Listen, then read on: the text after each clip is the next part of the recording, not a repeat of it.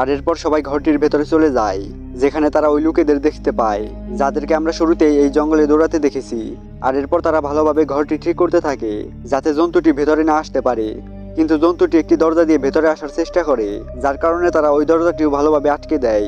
আর জন্তুটিও ঘরটির চারদিক দিয়ে ঘুরতে থাকে এবং শেষমেশ একটি জানালা দিয়ে জন্তুটি ভেতরে এসে পড়ে।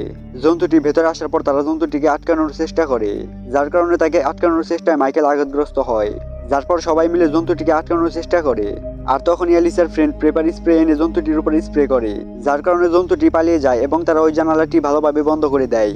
আর এরপর তারা একটি পরিকল্পনা করে, মাইকেল জন্তুটিকে একদিক থেকে ব্যস্ত রাখবে আর অন্যদিকে অ্যালিসার ফ্রেন্ড হাইওয়ে রাস্তার দিকে দৌড়াবে। আর কিছুক্ষণ পর তারা এমনই করে, কিন্তু জন্তুটি অ্যালিসার ফ্রেন্ডের পিছনে পড়ে যায়, যার কারণে তারা দুইজন আবার দৌড়ে ঘরের কাছে এসে ভেতরে ঢোকার চেষ্টা করে।